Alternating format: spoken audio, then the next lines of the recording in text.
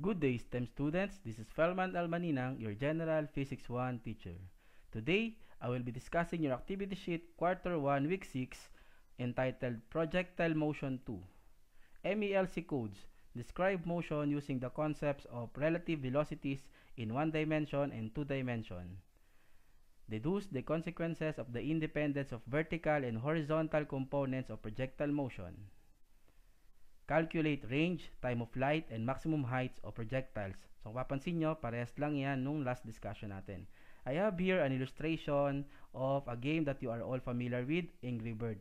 Pero, kung mapapansin nyo, Sir, Angry Bird, may mga equation. So, this is an example of a projectile motion. And then, we will break down yung motion na yon using the components of the motion. So, we have here the resultant velocity, the tangential velocity of the projectile or the bird.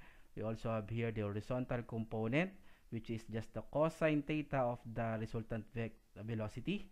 And then we have the vertical component, which is just the sine theta of the resultant velocity. Later, on my next video, I will discuss the equations.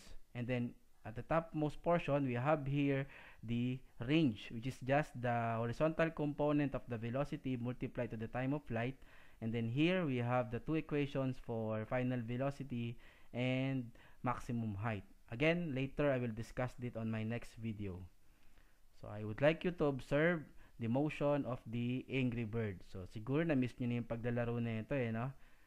So ito lang yung projectile example kasi marami ng motion niya sa mga sumunod na games Meron na siya mga boosters.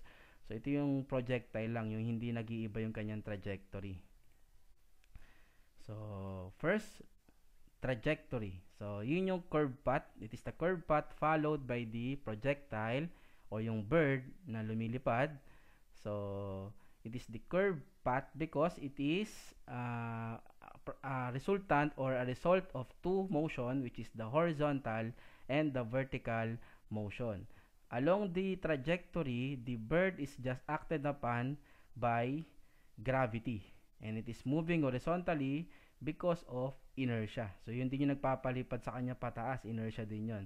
Pero along the trajectory, it is just gravity which is pulling it downward, causing the bird to move along its trajectory. And then we have the range.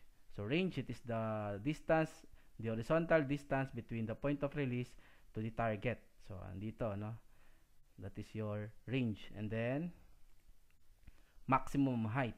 It is the vertical distance that the projectile could reach.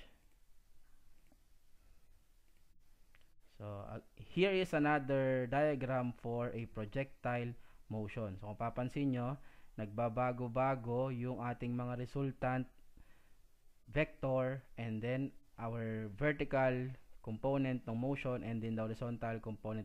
Yung horizontal component, hindi nagbabago. Okay, kung mapansin nyo, pare-parehas lang yung kanyang length. Pero yung vertical, as it moves upward, paigsi siya ng paigsi, ibig sabihin, bumabagal. At this point, sa maximum height, nag-stop siya, wala kayong makikitang vertical motion doon. Meron lang siyang horizontal. And then, as it moves downward, there is an increase in its vertical motion. So, ito yung isa pang diagram showing projectile motion. So, nabanggit ko na kanina, yung component along the x-axis is uniform yung kanyang velocity, so acceleration niya ay 0.